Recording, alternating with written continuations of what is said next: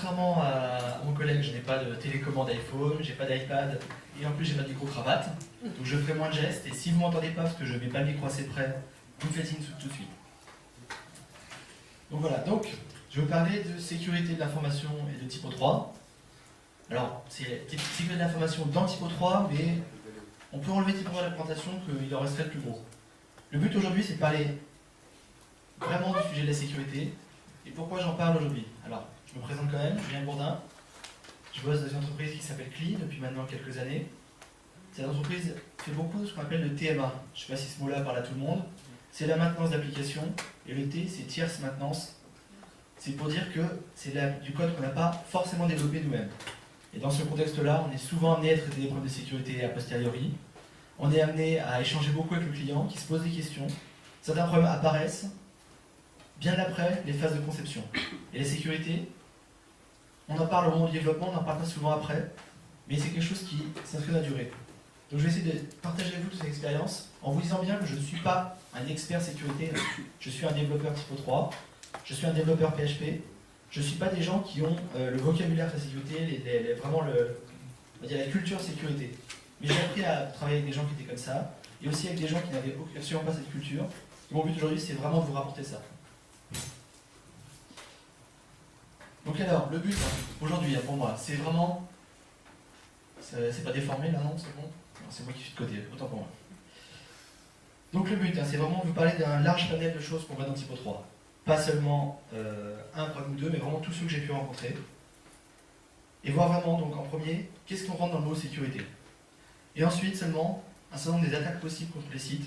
Parce que l'attaque est un aspect de la sécurité sur lequel il est facile de réagir parce qu'on sait que ça existe et on sait comment à moindre coût le prendre en compte. Donc j'ai un sommaire un petit peu long, néanmoins chaque point peut être relativement rapide. Le but est comme de faire une présentation légère et de poser autant de questions que vous voulez après, devant le café, sur le libellule, au bière 3. Voilà, le but est comme de rester dans une approche d'échange.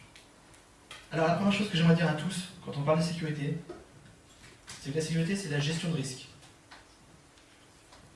La sécurité, c'est vraiment un certain nombre de risques envisagés. Des risques sur l'intégrité des données, sur la confidentialité des données, la disponibilité des services, et aussi sur la responsabilité des personnes.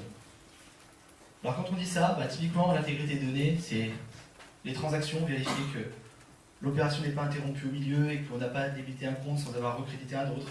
C'est savoir repérer des incohérences, c'est avoir des sauvegardes, c'est beaucoup de problématiques. La confidentialité des données, c'est d'abord reconnaître les personnes, savoir dire qui a le droit de lire, qui n'a pas le droit de lire, écrire évidemment tout ça, et c'est aussi détecter. Il n'y a de confidentialité que si un jour quelqu'un arrive à passer, on le remarque. Parce que vous n'êtes un secret, si quelqu'un connaît votre secret et qu'en plus vous n'en êtes pas conscient, vous êtes bien plus vulnérable que si quelqu'un le sait, mais vous l'avez remarqué. La disponibilité des services, c'est évidemment la redondance, la récupération après incident. C'est aussi la supervision. Voir comment se comporte le serveur, qu'est-ce qui se passe dessus. Et enfin, le dernier sujet en termes de sécurité, c'est vraiment savoir que derrière un système d'information, il y a des gens qui ont des responsabilités. Quand un ordinateur est utilisé pour faire une attaque informatique, l'exploitant de la machine a une responsabilité. Son supérieur hiérarchique en a également une. Et c'est pour ça que des notions très importantes, comme la traçabilité, sont dans le périmètre complet de la sécurité. Et donc, être capable de savoir ce qui s'est passé est important. Donc pour dire la gestion des risques. Gérer des risques, c'est d'abord lister tout ce qui peut survenir, prévoir quelles sont les choses qui peuvent arriver, estimer la probabilité que ça arrive, et estimer combien ça vous coûte. Typiquement, pour prendre un exemple qui n'a rien à voir avec l'informatique, une centrale nucléaire. C'est d'actualité. Il peut se produire des choses. Toutes ne sont pas forcément graves, mais certaines peuvent être très graves. Le but est donc de savoir qu'est-ce qui peut arriver et quelle est la probabilité que ça arrive. Sur n'importe quoi. Par exemple, l'électricité coupée. Au hasard toujours. Et après, on regarde tout ça et on estime d'un côté ce qui peut arriver et combien ça coûte, et surtout, de l'autre côté, combien ça coûte de réduire la chance que ça se produise. Et on arrive à une notion qui est très importante, là, qui est ici la notion de coût du risque. Donc le coût du risque, c'est la probabilité qu'un événement arrive, multiplié par le coût si jamais ça arrive. Et ce coût-là, il faut le comparer au coût du risque de d'autres risques identifiés, pour voir celui qui est le plus coûteux actuellement. Et il faut le comparer au coût pour diminuer ce risque, notablement. C'est l'approche la plus rationnelle. Je dis comparer, ça ne veut pas dire une stricte égalité. C'est-à-dire que si ça me coûte un prix de corriger et un tout petit peu moins cher de ne pas corriger, vous vous dites, on ne corrige pas. Attention, les conséquences méritent des fois qu'on n'a pas à outre. Une notion de coefficient de sécurité est introduite souvent, mais peu importe. L'idée, c'est vous identifiez un risque et vous dites comment je le traite. Donc la conséquence de ça, c'est que tout risque n'est pas un risque à corriger. Il faut vraiment savoir par quoi commencer, par où aborder le problème. Et comme il existe la surqualité dans le développement, alors, le mot vous ne le connaissez peut-être pas, mais il existe, et il existe aussi la notion de sursécurité, d'abus dans la terme de sécurité. Vouloir trop faire de sécurité vous coûte très cher et n'en vaut pas forcément la peine. Donc très important surtout, il n'est pas possible de réduire à zéro l'ensemble des risques. On parle toujours de probabilité. Tous les efforts que vous faites font diminuer les risques. On l'a vu dans le nucléaire, dans l'aviation, dans la pétrochimie, dans le médical, il n'y a jamais de risque nul. Mais on fait des marges pour les réduire. Alors jusqu'où est-ce qu'on réduit? Comment vous diriez jusqu'où je vais aller? La question est de savoir combien ça vous coûte de diminuer et combien ça vous coûte de ne pas diminuer et trouver un optimal. Et les enjeux ne sont pas les mêmes selon que vous envoyez une navette dans l'espace ou si vous faites votre site personnel. Donc notion importante aussi, la sécurité c'est une chaîne. C'est-à-dire qu'on a des aspects techniques, des aspects humains, différents composants qui rentrent en jeu, un serveur, deux serveurs, n serveurs dans beaucoup de systèmes. Et chaque composant et chaque acteur, très important, chaque acteur aussi, apporte des risques. Donc sur un type de menace donnée, la sécurité est portée par le maillon le plus faible. Donc ne pas prendre un composant et mettre tous ses efforts dessus s'il y a un autre beaucoup plus faible à côté. La solution la plus efficace pour réduire les risques, c'est d'abord d'attaquer ce maillon faible, et ce maillon faible n'est pas nécessairement technique. Et je dirais même, il n'est pas souvent technique. Je reviendrai à ça sur la slide suivante. Mais donc, ce qu'il faut bien retenir, c'est que ce n'est pas la peine, sur ces 5 points, de mettre une porte blindée si vous faites des murs en papier à côté. Pas la peine d'avoir une serrure compliquée si vous laissez toujours les clés sous le paillasson. Et c'est pas la peine, même dans un contexte avec un SSO, quelque chose de très sécurisé, un serveur cache, tout ça, si vous mettez comme password 1, 2, 3, 4 ou password, on rigole, mais ça, on en trouve.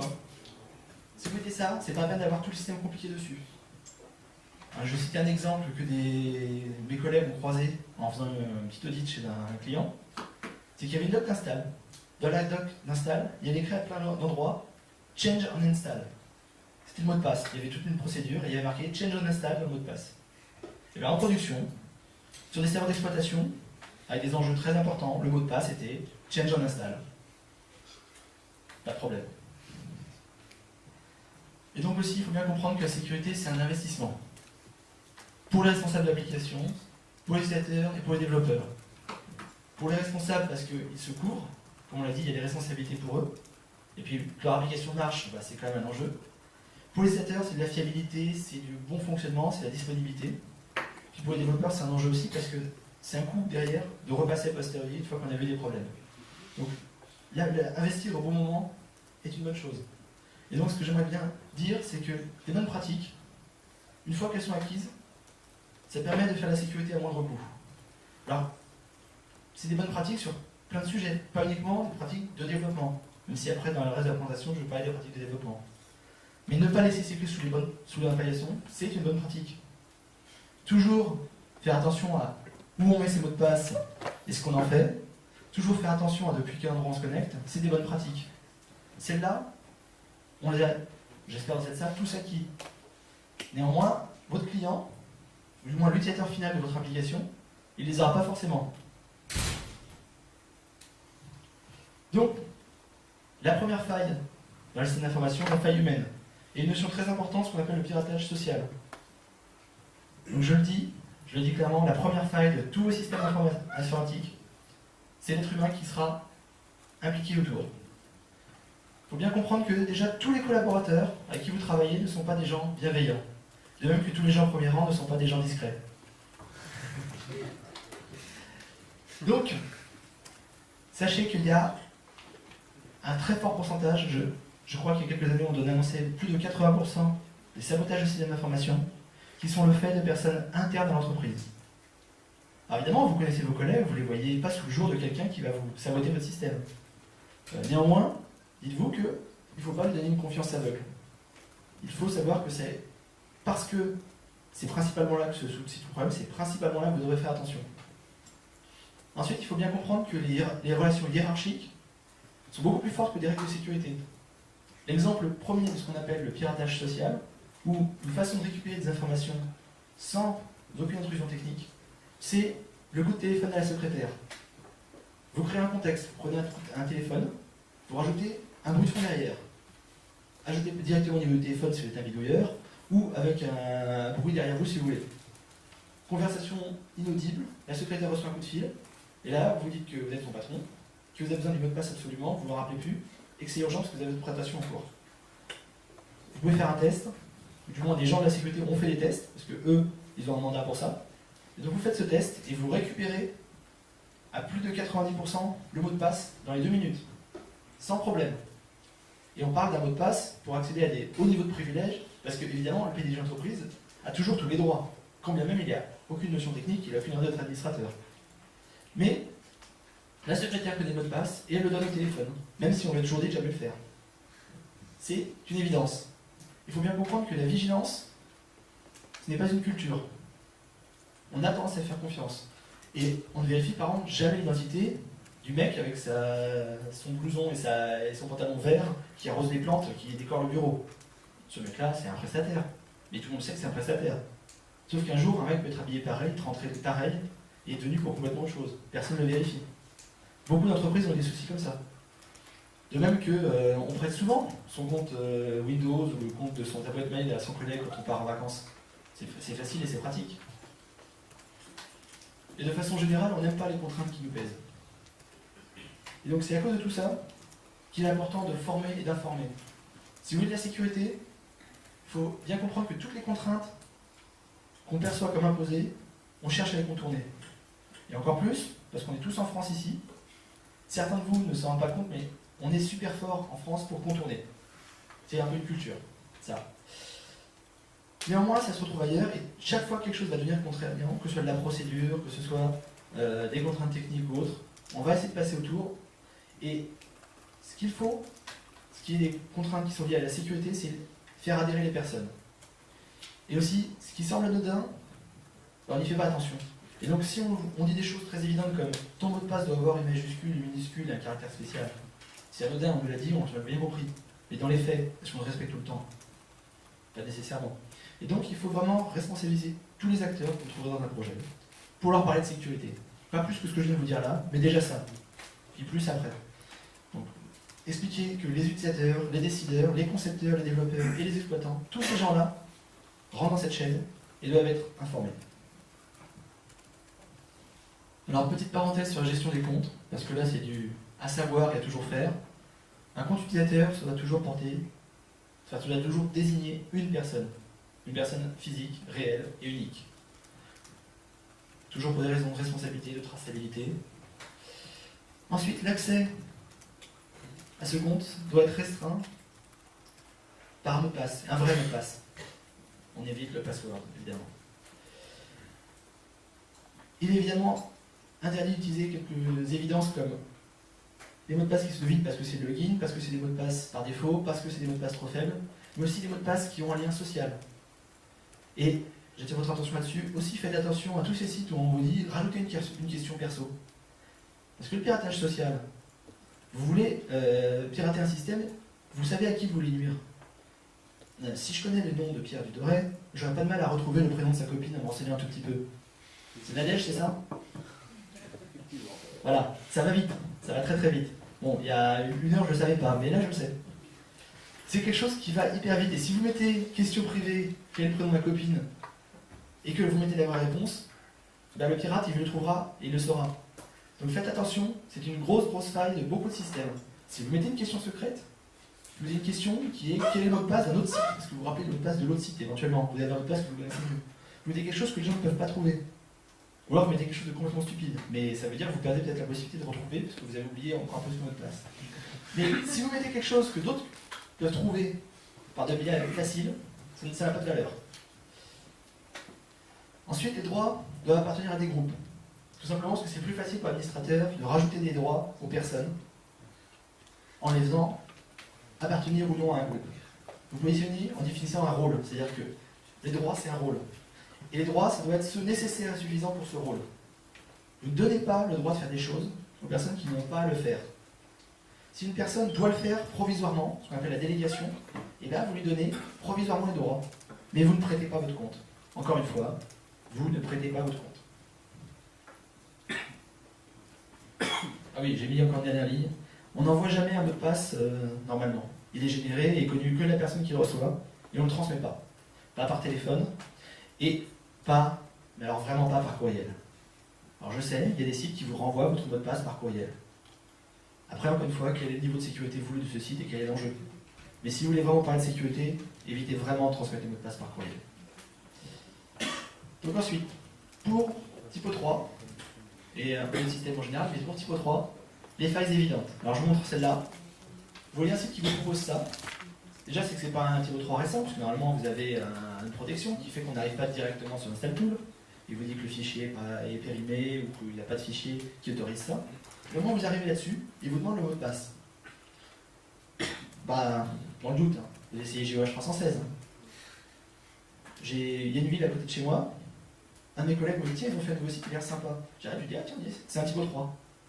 Alors j'ai été malicieux, j'ai tout de suite été voir, et avec GOH 316, je connaissais toutes les informations de ce site. 1 minute. Ils ont mis 6 mois à le corriger. Et ils ont pris le mail que j'aurais envoyé pour une tentative d'intrusion commerciale pour essayer de leur vendre la prestation. Donc j'aurais juste dit changer le mot de passe par défaut. Alors les failles qui sont des évidences, mais qu'on oublie quand même. Donc il faut changer les mots de passe par défaut. Le admin password qui est créé quand on installe le site, ou du moins avant la version 4.4 où il y avait un kit où on choisissait le mot de passe à la création. Le GOH 316. Et ensuite on met à jour les composants. On met à jour Typo 3, on met à jour ses extensions, et on met à jour le support qui va autour. Parce que beaucoup de gens font plus d'efforts que nous pour la sécurité. Si on vous dit une mise à jour de sécurité existe, il y a une bonne raison. Et ça ne coûte pas très cher. Alors, quand je dis mettez à jour Typo 3, ses extensions, le support et tout, il y a souvent ce qu'on appelle des versions majeures, des versions mineures, et puis des versions de sécurité. Si vous ne voulez pas monter de version de Typo 3 de 4.1 à 4.2, 4.3 à 4.4, parce que ça peut cacher des choses et que c'est des coûts et que votre client ne les assume pas, ça peut s'entendre. Par contre, vous êtes en 4.2.6 et on vous dit passer en 4.2.8 ou 4.2.9, bah faites-le. C'est vraiment pas un gros effort et ça a vraiment un impact en termes de sécurité. Et c'est vrai pour Linux, Apache, MySQL, PHP et tout autre outil que vous rajoutez. Ensuite, quelque chose de très important et auquel on ne fait pas attention, supprimez bien tous les dossiers et les fichiers inutiles. Des fois, vous livrez quelque chose qui est issu de votre environnement de recette, vous le mettez en production. Tout est bien sécurisé, sauf que vous avez un localconf.php.back ou un tilde localconf.php ou des choses comme ça. Mais plus particulièrement ceux qui sont en .back, parce que c'est plus du PHP. Et la personne va essayer de taper un localconf.php.back dans le chemin Typo 3 d'un site. S'il existe ce fichier, ben vous allez avoir tout le contenu qui va vous revenir directement sous forme de texte. Et vous aurez les informations du site, du moins une partie. Faites attention que si vous avez des dumps SQL que vous avez fait en développement qui traînent, ça peut contenir des mots de passe, ça peut contenir des données. Et ça, c'est pas protégé. .SQL, le serveur, il vous le renvoie. Autrement, au niveau de la page, vous pouvez rajouter une règle qui dit que si c'est un .SQL, vous ne le renvoyez pas. Libre à vous. Mais déjà, supprimez-le. Pareil que le dossier qui s'appelle Miscellaneous, qui a priori rien à faire en production. Et beaucoup d'autres, que je ne peux pas vous donner là, parce que ce n'est pas lié ni à Typo 3, ni à ce que moi j'en sais, mais c'est lié à ce que vous en savez. Vous avez mis des répertoires, vous savez qu'ils sont là, donc ils peuvent être là, faites un peu de ménage. Alors celle-là, très importante aussi, Apache. Il a une bonne initiative, c'est que par défaut, quand on lui dit rien, si vous appelez un chemin de répertoire et qu'il n'y a pas de fichier index.php, index.html, il vous liste l'intégralité du répertoire. Bon, sauf que c'est une option qui se désactive très facilement. Désactivez-la toujours. Elle ne vous servira jamais en production. Ensuite, pour le back-office, il faut limiter aux personnes pertinentes et limiter de façon forte. Vous n'avez aucune raison, ou du moins très rarement une raison, de faire en sorte que tout le monde, de par le monde, puisse accéder au back-office de votre site. Il est souvent beaucoup plus facile de dire que c'est que les personnes de l'entreprise, donc qui sont sur le LAN, qui ont le droit de faire ça, ou par un réseau privé. Éventuellement, si vous avez quelques contributeurs de votre entreprise, etc., vous faites du VPN avec cette entreprise, vous faites des restrictions par IP, mais dans tous les cas, vous rajoutez en plus du login mot de passe quelque chose de plus pertinent, parce que c'est un risque d'éviter à moindre frais. Et enfin, dans Typo 3, mais aussi dans tous les autres produits, choisissez les liens. On en a déjà parlé dans d'autres universités. Quand on choisit une extension, on commence par regarder qui l'a écrit, quand est-ce qu'il a écrit, quel est l'état de l'extension. Donc s'il vous plaît, pas d'extension expérimentale dernière mise à jour 2006. Il y a très peu de chances que ce soit une bonne extension, et il y a très peu de chances qu'elle soit bien en termes de sécurité. Et après, s'il y a marqué un auteur par contre reconnu, avec une mise à jour fréquente, et que la communauté vous dit elle est bien, c'est déjà mieux. Après, vous avez comme le droit d'aller voir ce qui s'y passe. Une deuxième chose, parce qu'on n'arrive jamais à complètement sécuriser, on l'a dit, limiter la portée en cas d'intrusion. On a un cas concret où une brèche a dépassé un petit peu ce qu'on croyait. Une brèche, ça ne va pas emporter tout le système. Un compte se fait compromettre, il ne faut pas que votre bateau coule directement au premier trou. Il faut vraiment que vous cloisonniez complètement. Donc dans Typo 3, pour limiter la portée d'intrusion, déjà limiter les comptes admin. Ne donnez pas à tout le monde un compte admin. Donnez un compte admin pour le responsable développement chez vous, par exemple, un compte admin chez le client, éventuellement plus s'il faut. Par contre, partagez pas les comptes admin, attention. Mais limitez-les. Et faites en sorte que chaque personne qui peut avoir tantôt le rôle admin, tantôt un autre rôle, elle ait les deux comptes. Idéalement, pour sa contribution, contribuez à un compte classique, et le compte admin, vous lui donnez quelque chose de privilégié. Et notamment, vous activez l'option qui dit qu'un mail est envoyé chaque fois qu'une personne se connecte avec ce compte. Normalement, il ne sert pas souvent ce compte. Donc, si quelqu'un se connecte avec ce compte, et que c'est vous, vous recevez un mail, c'est chiant, mais vous virez avec. Et si par contre, vous recevez des mails vous disant on essaie de se connecter sur ce compte et que vous ne faites rien, ça doit tout de suite lever des alertes. Ensuite, sur un serveur Typo 3, Apache ne doit pas écrire partout. Il n'y a pas de raison de donner le droit d'écriture partout. Par défaut, vous avez besoin de pouvoir écrire dans Typo 3 temp. Et si on est vraiment installé par défaut, que Typo 3 temp. Éventuellement, on peut rajouter un falamine ou un falamine upload ou des choses équivalentes. On peut autoriser certaines choses. Mais bien faire attention auxquelles. Et idéalement, quand vous êtes en mode webmaster et vous livrez sur un serveur, vous ne livrez pas avec un compte qui correspond à Apache. Vous avez un deuxième compte qui a des droits d'écriture et qui est dans le même groupe qu'Apache, mais c'est ce compte de livraison. Comme ça, même si vous avez le droit d'écriture avec ce compte, Apache lui ne les a pas. Donc j'espère que tout le monde connaît la notion de droit d'écriture en Unix. Si vous ne savez pas, vous venez me demander après, il n'y a pas de souci. Ensuite, ne laissez pas en production certains types d'extensions que vous utilisez peut-être en développement, qui vous donnent des accès en lecture et surtout en écriture, à la base de données, au système de fichiers, tout ça. Exemple d'extension, QExplorer, qui est grosso modo un Finder virtuel. PHPMyAdmin, que je ne présente pas. Il y a des terminaux virtuels, vous avez quasiment un shell Unix dans Typo 3, ça peut s'embarquer. Ces extensions-là, en production, c'est pas bien. Quelqu'un arrive à se connecter, est devenu admin, il a compromis votre Typo 3. Mais s'il accède en plus à ce terminal, il va commencer à vous mettre d'autres choses et à vous remplir votre site de cochonneries. Je l'ai vu sur certains sites. Le mot de passe a été compromis par des biais non techniques. Quelqu'un avait un mot de passe admin, il s'est connecté. Il a trouvé des choses et il s'est installé. Grosso modo, il s'est installé chez lui. Il s'est mis à squatter, il a posé des choses de ci, de là qui faisaient que, même si on essayait de l'enlever, il avait suffisamment de backdoor partout pour qu'il faille vraiment faire une traque très fine pour lui faire perdre des droits sur le site. Sinon, il était plus fort que nous dans tout ce qu'il pouvait faire. Et conséquence, si vous ne laissez pas en production des extensions dans ces droits, il ne faut pas qu'on puisse, par le back-office, livrer des extensions. Alors je sais que beaucoup de gens n'aiment pas cette idée. Que je vous dise, pour des raisons de sécurité, vous n'autorisez pas ce qu'on installe directement les extensions depuis le back-office. Alors que veut dire ne pas installer les extensions? Ça veut dire ne pas télécharger l'extension physiquement sur le serveur. Il y a toujours deux opérations, il y a copier un répertoire et il y a installer, c'est-à-dire l'activer. L'activer, c'est quelque chose que vous allez autoriser, sinon vous allez vous rendre flou. Mais ne pas laisser copier. Vous déposez par FTP, par d'autres biais l'extension et après vous l'activez en production. En dev, vous faites ce que vous voulez, mais en production, vous ne le faites pas. Ça se désactive depuis l'option d'install tool, et aussi avec le droit sur le répertoire, typo3conf ext, que vous ne donnez pas, tout simplement. Pour amender un tout petit peu ce que j'ai dit, typo3temp, quelques fichiers, et aussi le fichier localconf.php si vous voulez pouvoir utiliser l'install tool. Parce que sinon, pareil, installer des extensions, tout ça, c'est écrit dans ce fichier. N'oubliez pas de donner ces droits, sinon ça ne va pas bien se passer. Et normalement, typo3 vous grogne dessus rapidement pour vous rappeler que c'est pas vite. Et enfin, dernière chose, quand on parle de limiter la portée des intrusions, il faut surveiller ce qui se passe. Parce que le site, il a beau résister, il a beau être solide, il a beau être étanche, si personne ne bouge, la personne elle insiste, elle prend son temps et elle finit par y arriver. Alors, attention, un bon pirate, il n'insiste pas longtemps. Le site que j'ai pu compromettre, entre le moment où il a validé que le mot de passe marchait et le moment où il était venu mettre à bord, il y avait 3 minutes de log Apache. Il a enchaîné ses opérations, c'était quelque chose de rodé.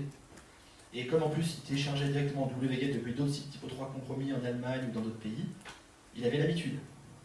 Mais, néanmoins, si tout de suite vous voyez qu'il se passe des choses, il se passe des choses, c'est un certain nombre de critères, il faut réagir. Première chose, c'est vérifier qu'on ne joue pas des URL que vous ne connaissez pas dans votre application. Si d'un coup, dans vos stats web, par exemple à WStat, vous voyez le mot Viagra remonter dans des URL, généralement, c'est pas bon signe. Si votre bande passante ou le nombre de bits sur votre site varie et augmente énormément, parce que justement, il y a eu des attaques visant à faire du référencement, mettre des fichiers illégaux chez vous, si vous téléchargez directement des films que Adobe réprouverait, et bien par exemple, ça se voit tout de suite dans l'indicateur. Un site qui d'habitude a 2000 visites, qui visite des pages web et qui d'un coup se met à télécharger du gros fichier, c'est pas discret.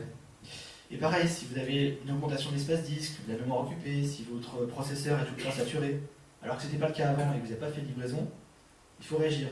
Et puis si vous commencez juste à avoir un doute, réagissez aussi. Alors, que veut dire réagir?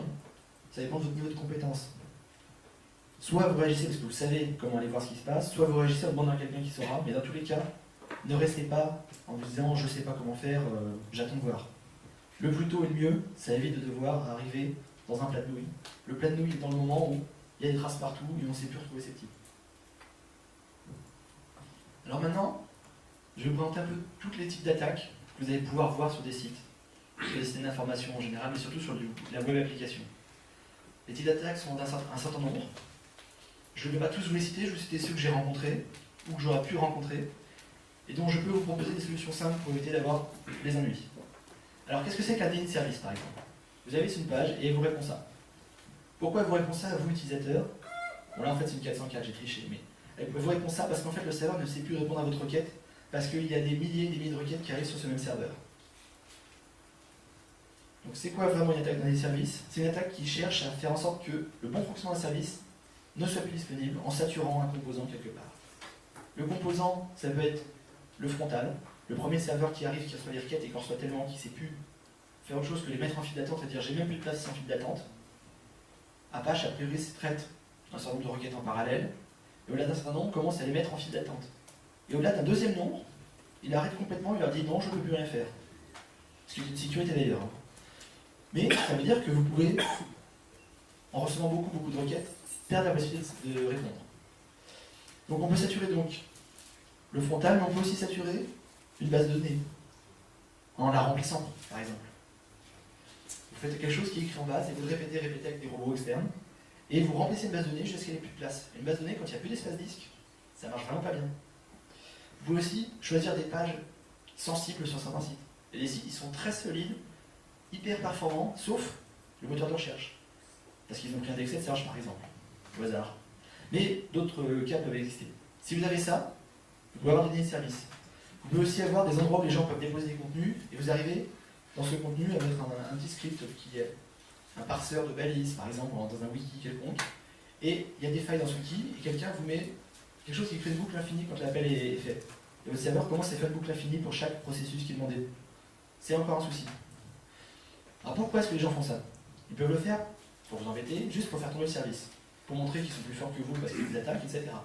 Mais une autre raison de faire, et plus dangereuse, les personnes peuvent faire un déni de service sur une machine, faire tomber et disparaître une machine, pour après se faire passer pour elle.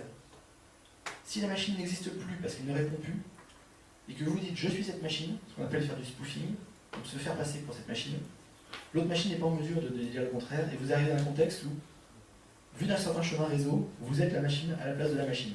Le déni de service peut être signal de quelque chose de plus grave encore qui vous arrive. Alors comment se protège une attaque frontale en déni de service? D'abord, on dimensionne sa machine non seulement pour un trafic standard, mais pour un trafic de pointe. Parce que les attaques les plus courantes en déni de service, ce n'est pas des vraies attaques en déni de service, c'est un état de fait. Vous avez par exemple le site web d'une université, comme l'école Polytech, qui publie des résultats de concours. Le jour où les résultats de concours sont publiés, le trafic n'a rien à voir avec les autres jours de l'année. Si vous dimensionnez pour un trafic moyen, le jour où vous publiez vos résultats, vous perdez le site de l'université. Donc vous êtes obligé d'anticiper, soit d'avoir toujours la capacité de répondre, soit d'être capable de basculer dans un état où vous êtes capable de répondre très rapidement. Dans tous les cas, il faut envisager le trafic de pointe, ce qui permet d'être beaucoup moins sensible à un déni de service. Et évidemment, anticiper éventuellement ce que pourrait être un déni de service fait par quelqu'un de malicieux tout seul. Alors, ce que vous ne pourrez jamais anticiper, c'est ce qu'on appelle les attaques en déni de service distribuées. C'est-à-dire qu'un virus propage sur des milliers de machines un robot qui va vous attaquer. Si vraiment un pirate veut faire ça, vous aurez vraiment du mal.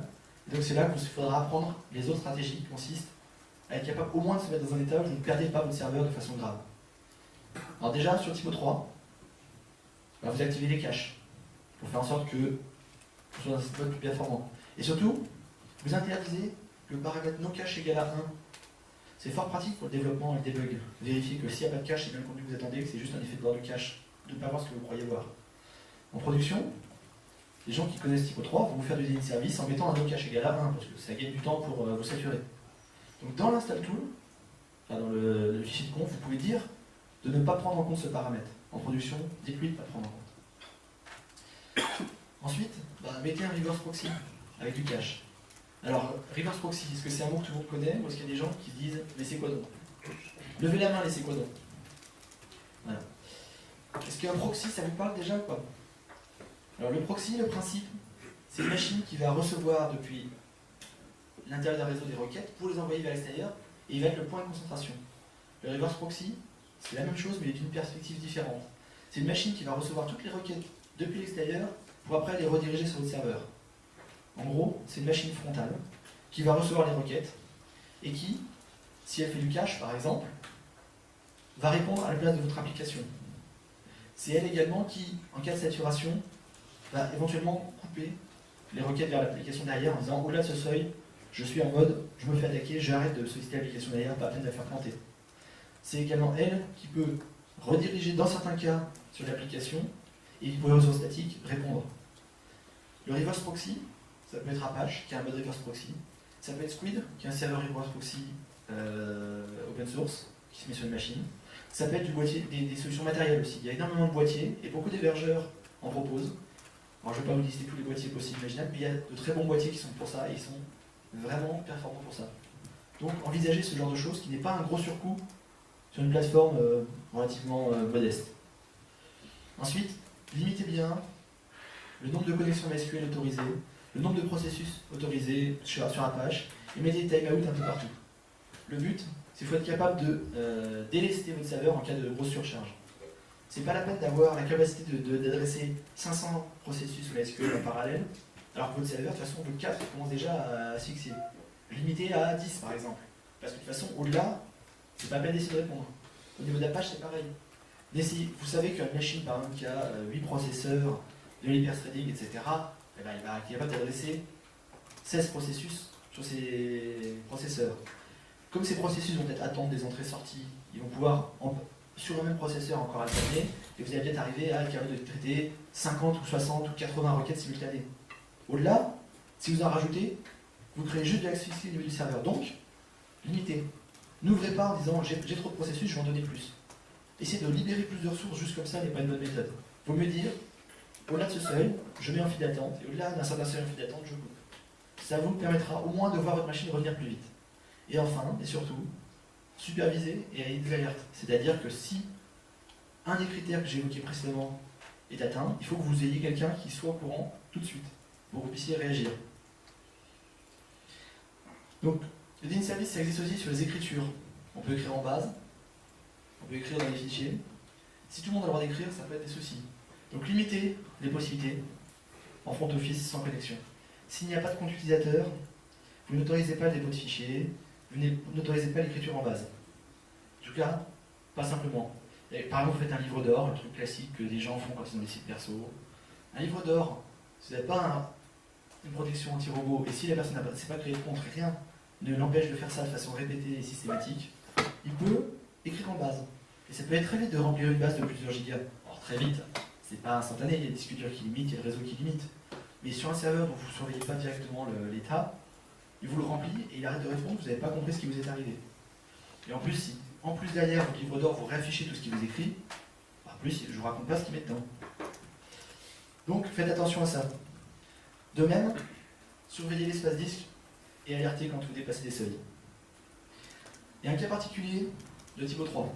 Je vais parler du CH. Je vous en parle là parce que plus ça sert à d'autres endroits et en plus personne ne sait vraiment ce que c'est. Alors, Typo 3 fait un cache en base de données.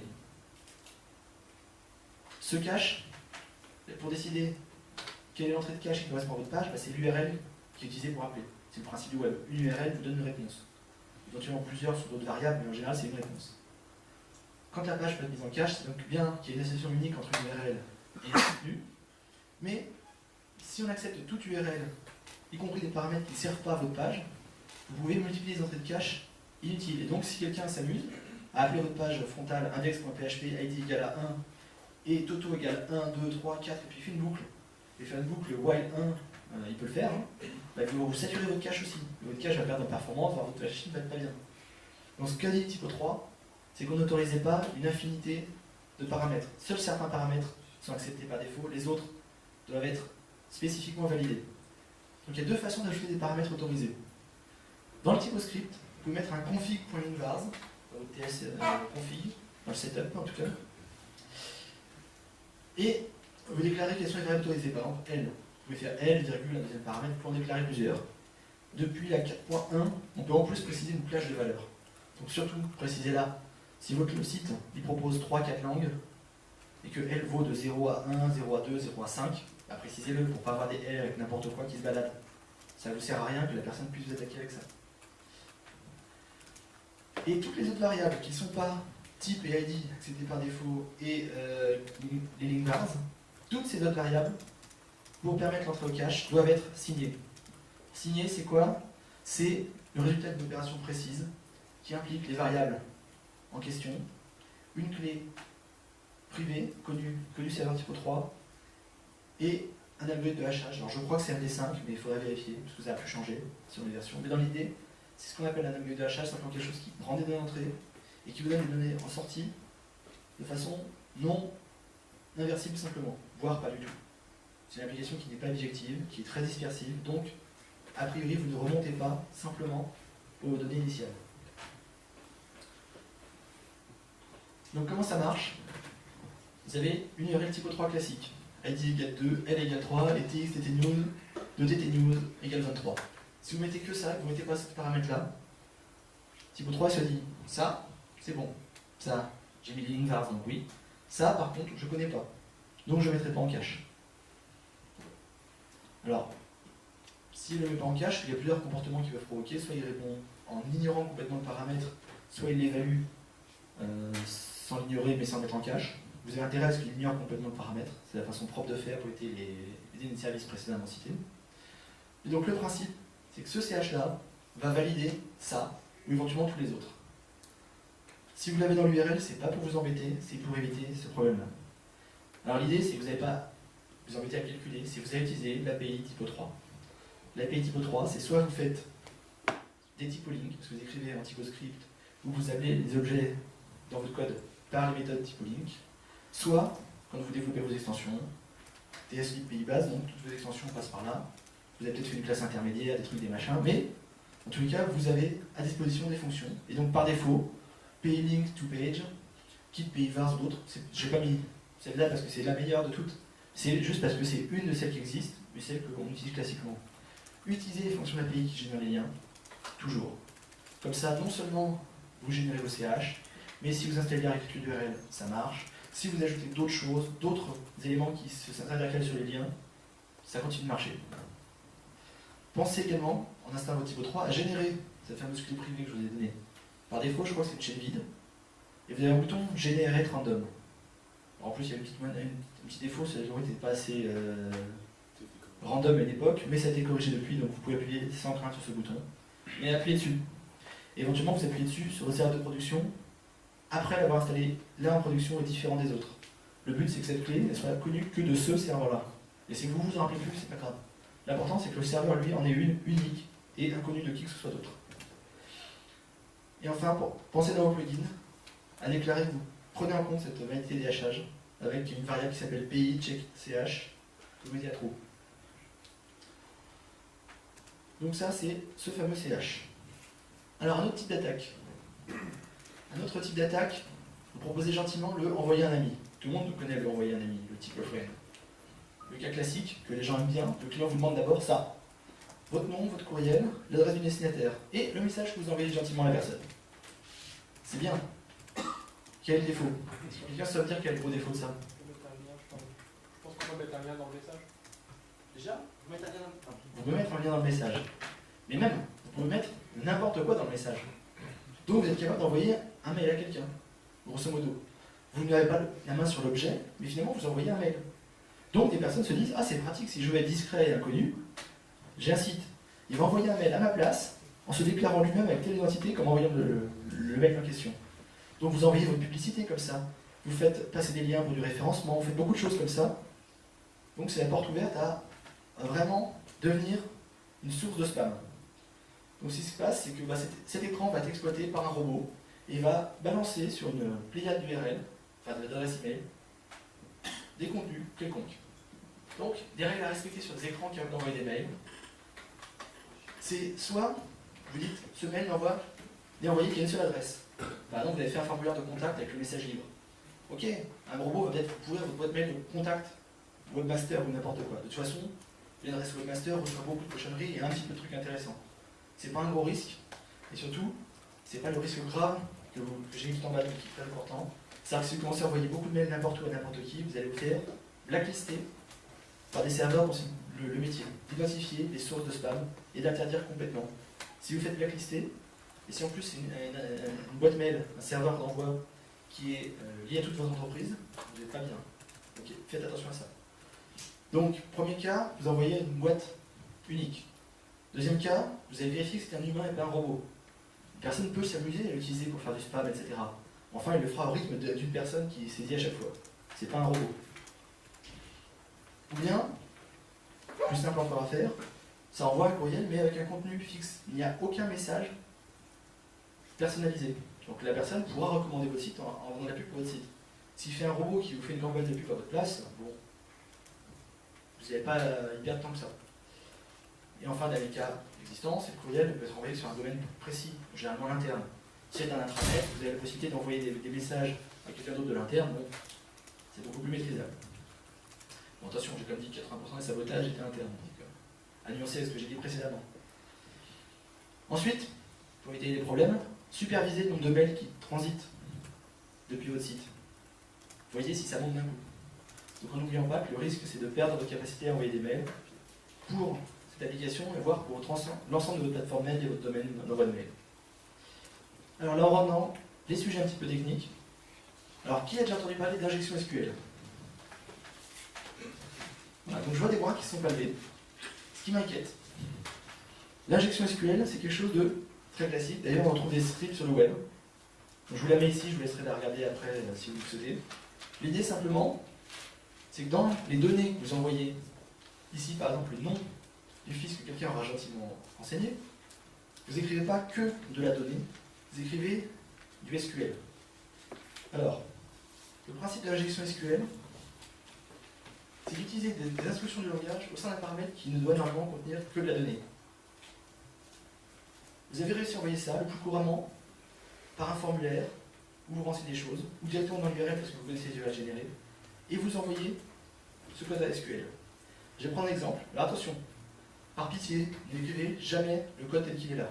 C'est on ne peut plus vilain, et je vous montre pour simplifier au maximum. Vous avez décidé qu'il y avait une variable login et une variable mot de passe dans votre URL. Pour plein de raisons, c'est pas sécurisé. Pas que celle dont je parle. Mais prenons cette variable login. La personne envoie dans l'URL son login. Et ça va générer une requête qui est marquée là. Cette requête, elle vérifie que c'est bien le bon login et le bon mot de passe avant de vous retourner du utilisateur. Et vous dites, si ça remonte quelqu'un, c'est bien la personne que vous voulez. Si la personne vous envoie ça, son login, sauf que c'est pas son login, c'est son login, apostrophe, point virgule, dièse. On se dit, c'est un peu barbare. Mais qu'est-ce que ça fait? Quand on le recolle, au bout, ça vous donne ça. Ça coupe la requête ici, ça met un point virgule pour faire la requête et ça commente le reste. Et donc là, d'un coup, la personne connaissant le login et injectant ça, se connecte à l'application en ignorant la partie mot de passe. Un exemple. La bonne méthode pour éviter ce genre de soucis, outre tout ce que j'ai dit que c'était pas bien avant, c'est d'utiliser une fonction qui va faire en sorte que tous les paramètres dans votre variable sont considérés comme des paramètres purement donnés et pas des paramètres compris du SQL. Donc dans MySQL, vous avez MySQL Real Escape String. Son boulot, c'est de dire que tout caractère qui pourrait être du caractère SQL va être remplacé par une barre d'échappement et le caractère en question qui dit à MySQL ne le prend pas en compte. Et donc dans ce cas-là, vous allez essayer de connecter mon login, enfin ça exactement, mais comme données. Et là, évidemment, ça ne marchera pas. Alors, je le redis. Tout le reste n'est pas bon non plus, hein, ici. C'est juste pour vous expliquer. Alors, dans Typo 3, on va voir ce qui se passe. Mais avant de parler de Typo 3 et d'injection SQL en se protégeant, je vais vous dire une chose. Commencez par donner le moins de droits possible à l'éditeur SQL qui est associé à votre application. Vous pouvez oublier un endroit de votre application d'injection SQL. Vous avez développé trop vite, trop mal, vous avez pris un mauvais stagiaire, ça peut arriver. Par contre, si l'utilisateur SQL a le droit de faire du drop, du trunket, c'est bien plus grave que s'il ne l'a pas ce droit. Donc déjà, limitez les droits de l'utilisateur en cours au maximum. Et encore, PHP MySQL, le point virgule et une deuxième instruction derrière ne marche pas. Vous avez une petite protection qui existe. Si des gens sont sur d'autres systèmes de bases de données, des fois les drivers autorisent d'enchaîner les instructions et vous avez des choses terribles qui peuvent arriver. Des bases de données entières peuvent être plombées juste par une injection SQL. Donc surtout, le minimum de droits nécessaires, limité à la base de données associée à votre site, juste la lecture, l'écriture et certaines actions possibles. Alors attention, dans Typo 3, je crois que des trunkets, il en a besoin à certains endroits. Mais bon, faites attention. Ne stockez pas en base des données critiques et lisibles en même temps. Par exemple, les mots de passe. Par exemple, au hasard dans FE Users. Alors je dis, ne le faites pas, mais que fait Typo 3? Typo 3, il les a mis en clair. Et vous avez des extensions qui surchargent ça. Alors le plus chiant, c'est juste si vous avez utilisé depuis un certain temps FE Users et que d'un coup vous voulez mettre l'extension, il va falloir faire une petite moulinette et pas se rater. Il ne faut pas perdre les mots de passe de vos utilisateurs. Mais, s'il vous plaît, ne stockez pas les mots de passe lisibles en base, parce que vous avez raté tout le reste, les personnes arrivent à lire votre base, vous lisez un dump MySQL que vous avez oublié, parce que vous vous rappelez, le point SQL qui traînait quelques slides avant, il contient ce mot de passe, s'il est en clair. Donc, c'est assez interdit. Bon, vous sauvegardez régulièrement vos bases, évidemment pour ne pas les perdre en cas de soucis. Si vous avez une sauvegarde régulière et quelqu'un réussit à passer un drop, au moins vous n'êtes pas échoué. Alors, j'ai l'air d'enfoncer les portes ouvertes, mais les clients qui n'ont pas de backup, ça existe. Et quand ils vous appellent en disant j'ai un problème, c'est là que vous regrettez de ne pas avoir insisté plus pour vous dire que c'est une mauvaise idée. Alors ensuite, il faut toujours vérifier donc la nature des données insérées dans les requêtes, ce que je vous disais. Et si possible, préférez les requêtes préparées. Alors c'est quelque chose qui existe dans beaucoup de systèmes de base de données, dont MySQL, et qui, au niveau de Typo 3, a été implémenté depuis la 4.5. Depuis la 4.5, vous avez une mécanique sympathique à utiliser. Donc dans Typo 3, pour se prémunir de l'injection SQL, commencez par utiliser l'API. Vous avez $global de Typo 3DB, et un certain nombre de méthodes qui vous permettent de faire des selects, des inserts, des updates, des deletes. Ces méthodes-là, vous les utilisez et vous en lisez la doc. Pourquoi je vous dis ça? Parce que quand on lit la doc, on s'aperçoit que, selon les cas, on utilise ou non une fonction qui s'appelle full quote str, qui est en fait une façon d'appliquer MySQL escape string sur vos variables. Je dis ça parce que dans quasiment toutes ces fonctions, vous avez une clause additional where pour rajouter des filtres sur vos requêtes. Si vous voulez lister le contenu de table et vous rajoutez des filtres à cet endroit-là. C'est explicitement marqué comme c'est marqué là. You must escape values in this argument. Et you must yourself. Donc vous devez vous-même faire l'effort de protéger. L'API typo 3, quand vous faites un insert en base ou un update, vous avez une approche sous forme clé-valeur, et les valeurs sont protégées. Mais cette clause where supplémentaire, l'application de vos filtres, elle n'est pas protégée. Donc faites-y vraiment attention. Et donc, on le prend en compte.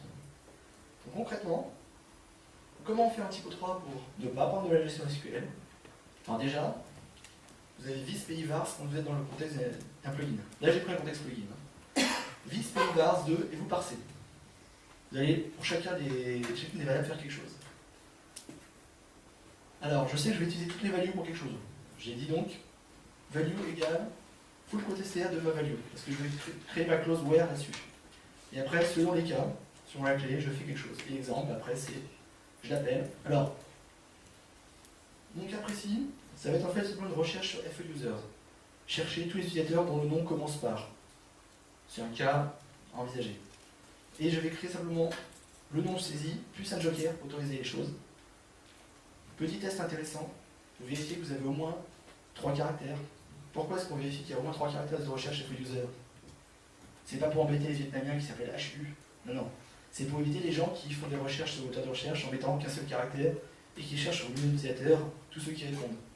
Parce que ça va vous remonter beaucoup de données. Et ça vaut le coup de se protéger, toujours, question de sécurité des services, pour limiter les choses. Mais donc, vous utilisez votre value, vous le récupérez dans pays vars, vous le protégez, vous créez votre where et vous l'injectez comme ça une fois qu'il a été protégé. Voilà la démarche, un peu de choses près.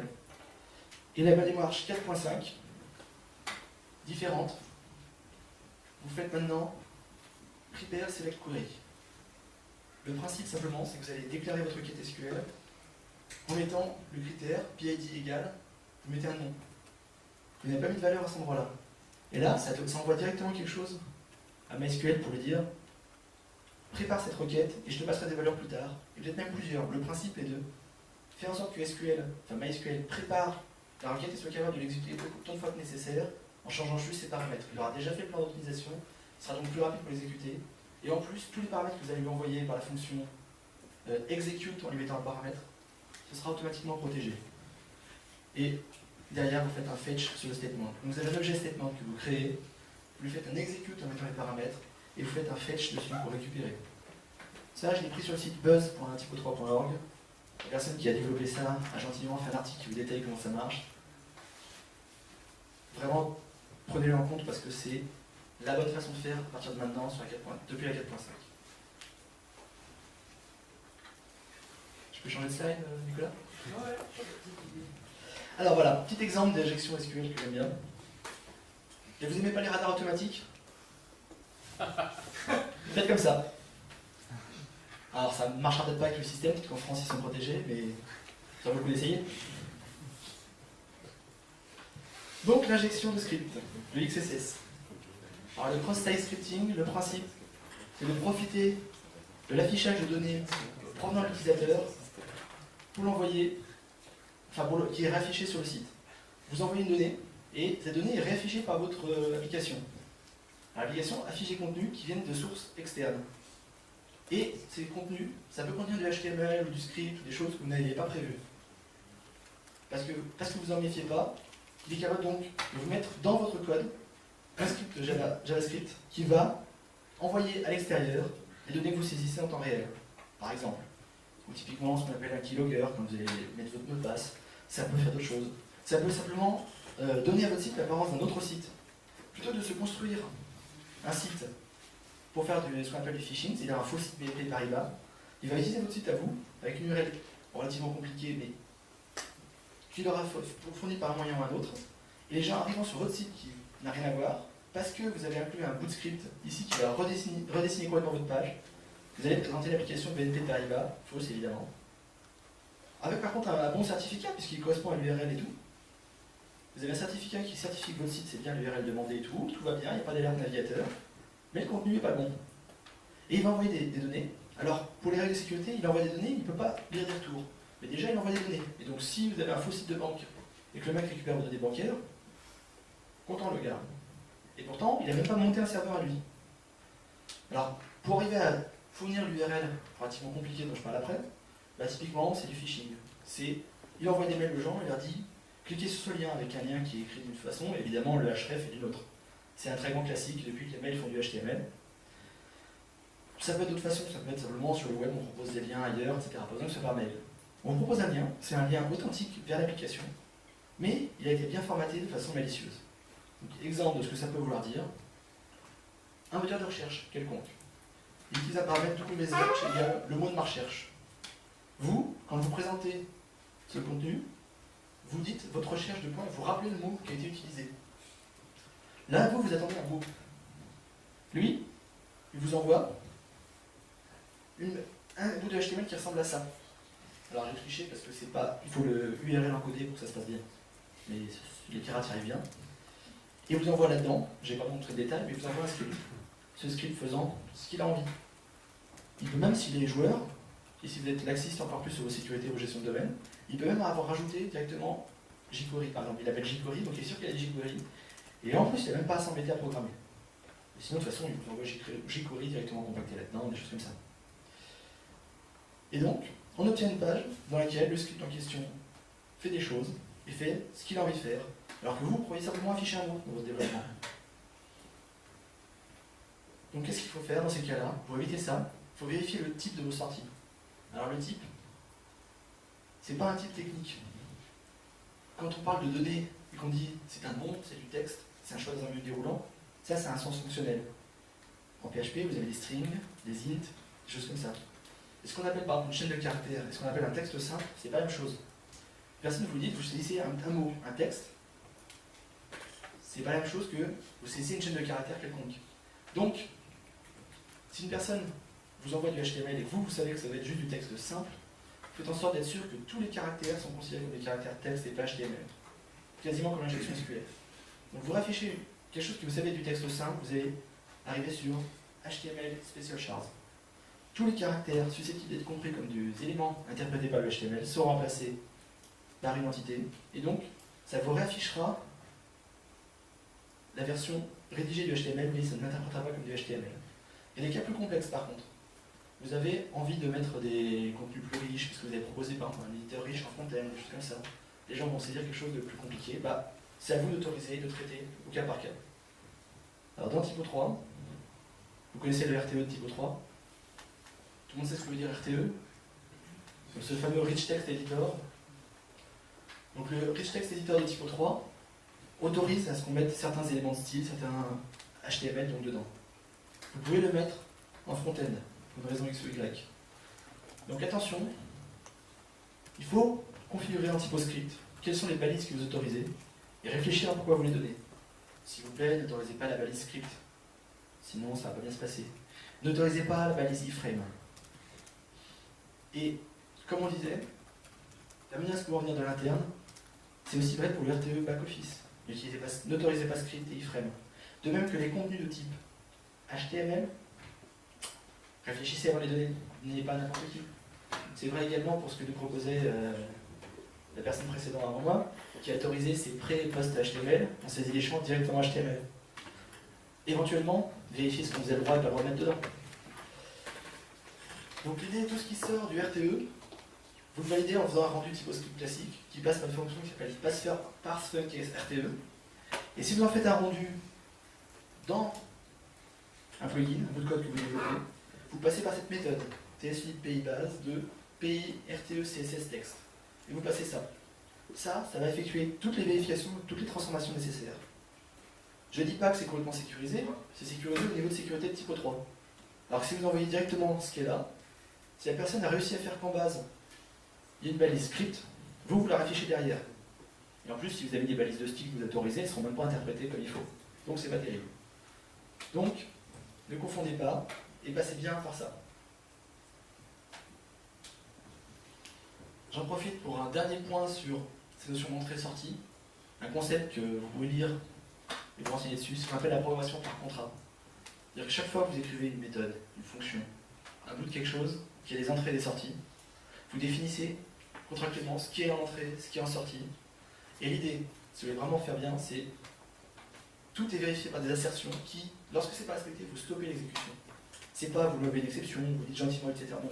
Si vous voulez vraiment de la sécurité, quand il y a des choses critiques, c'est comme ça, assertion de quelque chose, arrive et que vous évaluez ça et que c'est pas bon, vous arrêtez là. L'exécution, vous renvoyez de fatal error pour vos logs et vous ne renvoyez rien. L'idée, c'est que là, vous avez A, B, des paramètres d'entrée et un paramètre de sortie. Vous allez faire insertion d'un premier paramètre, insertion d'un deuxième paramètre, insertion. Vous mettez dedans le type au sens métier et la variable que vous passez. Le type au sens métier, ça peut être coûteux, ça peut être compliqué. Je ne vous dis pas de le faire tout le temps, à pratique, très fort. Mais quand vous voulez faire du critique, dire ça, c'est une entrée, c'est une chaîne de caractères simple avec du texte. Ça peut être simplement dire, bah voilà, je vais faire du MySQL, query, des choses comme ça. Donc vous vérifiez l'entrée, vous faites votre traitement qui vous génère une variable retour, vous testez votre sortie et vous renvoyez. De cette façon-là, si vous le faites systématiquement sur tout, vous vous rendez fou, c'est coûteux. Mais vous êtes beaucoup plus protégé. Après, vous pouvez le faire sur des méthodes, on va dire, qui sont plus métiers, et laisser les méthodes techniques en dessous se débrouiller. Mais faire en sorte de vérifier globalement que un service donné, vous savez ce que l'utilisateur vous renvoie, et vous savez ce que vous lui renvoyez. Ça vous permet de vous protéger contre les deux fléaux que j'ai présentés avant, injection SQL et cross-site scripting, et éventuellement d'un certain nombre de choses. Et ça permet également de détecter des anomalies de votre propre code. Parce que si votre sortie n'est pas du type que vous voulez et que personne ne vous ennuie, c'est que c'est vous qui vous êtes planté dans votre code. Enfin, vous, le stagiaire méchant dont j'ai parlé avant. Et donc, le dernier type d'attaque dont je voudrais vous parler, il est moins courant, il est plus tordu. Donc l'idée, c'est que un site donné, qui veut faire des actions, une application métier, il donne des URL explicites. Et il a raison de le faire, c'est plus facile pour vous de comprendre ce que fait cette URL. Notre URL, là, qu'est-ce qu'elle fait? Quelqu'un peut se lancer. À quoi sert cette URL? Non, personne n'est inspiré? Je sais qu'il est tard, mais ça supprime un contenu, un utilisateur, un quelque chose. On ne sait pas le contexte, hein, je vous l'ai fait très vague. Mais c'est une action qui est de supprimer quelque chose dans l'identifiant 35. Force est de constater que une application qui marche comme ça, même quelqu'un qui n'a pas l'accès à l'application, peut être capable d'anticiper une URL.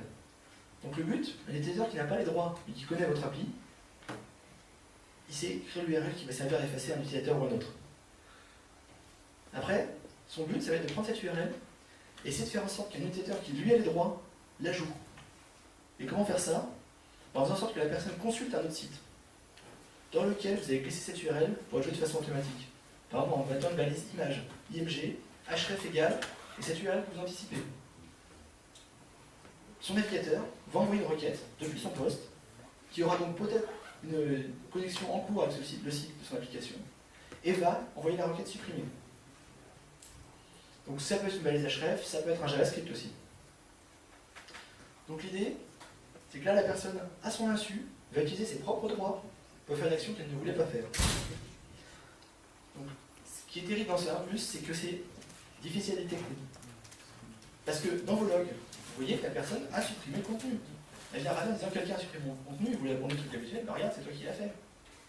Parce que vous croyez à vos logs. Vos logs vous disent c'est machin qui l'a fait, bah c'est lui qui l'a fait. Alors, sauf que quelque part, c'est le développeur qui n'aura pas anticipé ce cas-là et qui aura laissé ces choses-là. Et si vous avez un contexte de type SSO, alors SSO pour Single Sign-On, donc des solutions où, si vous avez ouvert une session Windows par exemple, toutes les applications web sont automatiquement authentifiées. Ou une solution qui dit que si vous êtes authentifié à l'une de vos applications, vous authentifiez sur toutes les autres, parce qu'il y a un serveur central qui crée ces sessions de façon transparente.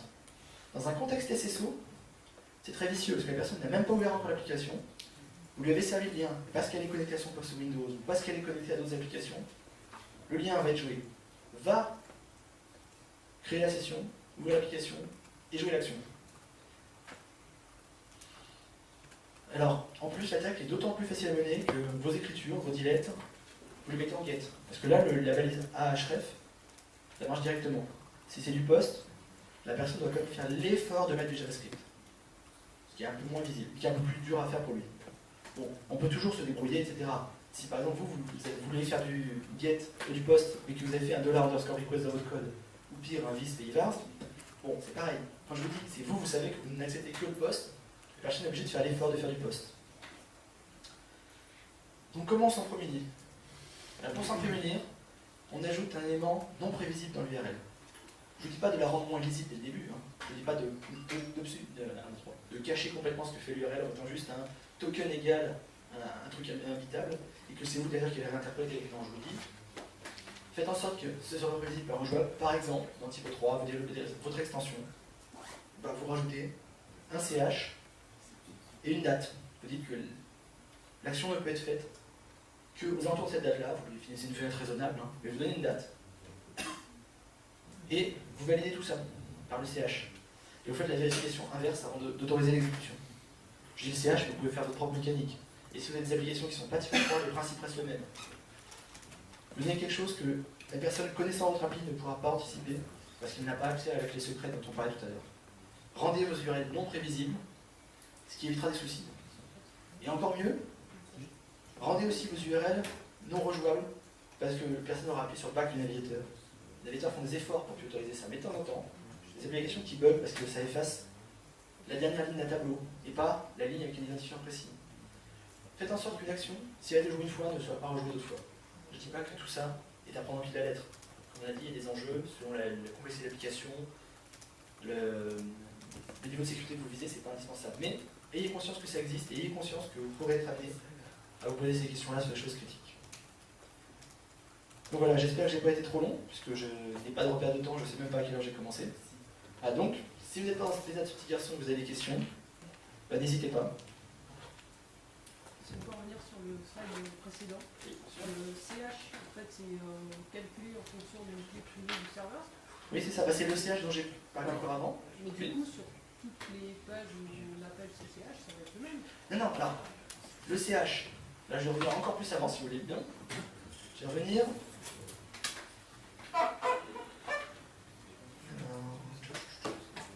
C'est un peu plus long encore.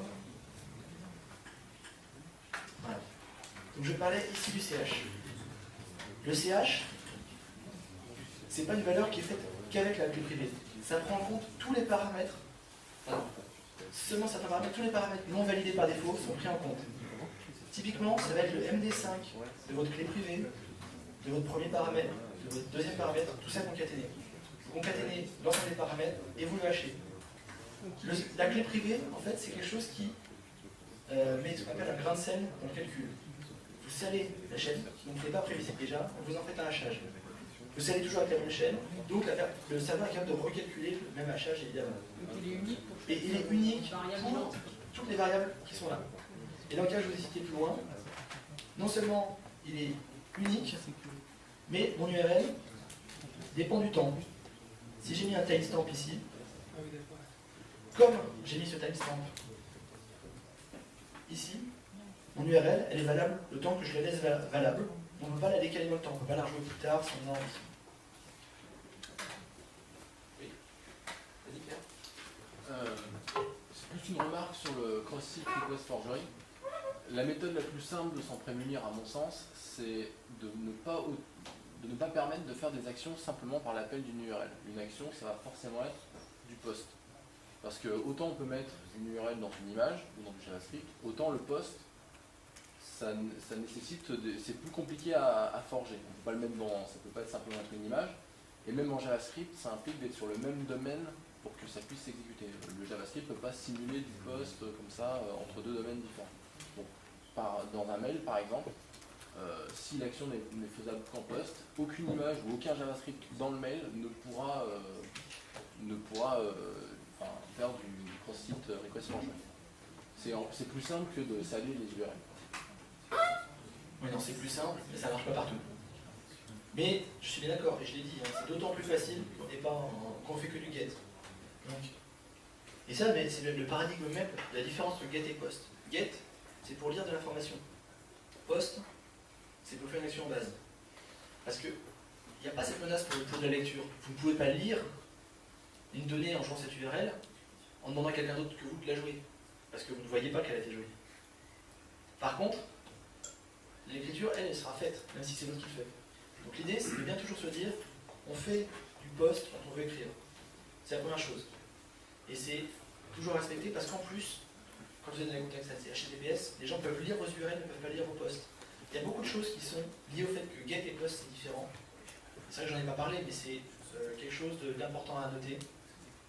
quand vous voulez créer en base, quand vous voulez faire des actions qui ont un impact, passez par le post. Est-ce qu'il y a d'autres questions? Dans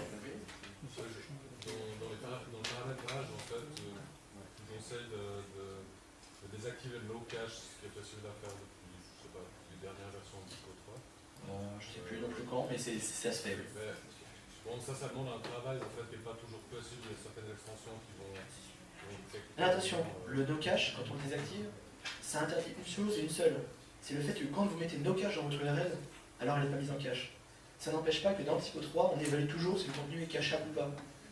C'est-à-dire que si vous avez un contenu qui ne peut pas être mis en cache pour une raison X ou Y, on basculera en mode normalement cache partiel, où tout est mis en cache sauf ce qu'on appelle les user int ou CO int.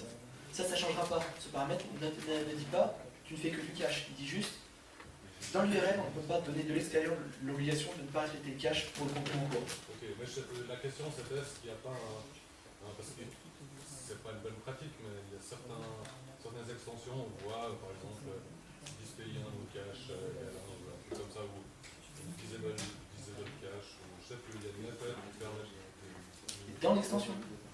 Il y a une méthode qui permet Oui, mais celle-là n'est pas impactée. C'est-à-dire que si vous dites de ne pas utiliser le cache, c'est pas impacté. C'est ça? Non, mais ça désactive le. Ouais. C'est-à-dire que pour cette page-là, le cache reste pas complètement désactivé. En fait, cette option n'impacte que sur les URL. Est-ce que le URL autorise ou non quelque chose? Ça ne change rien sur les extensions. Et si votre extension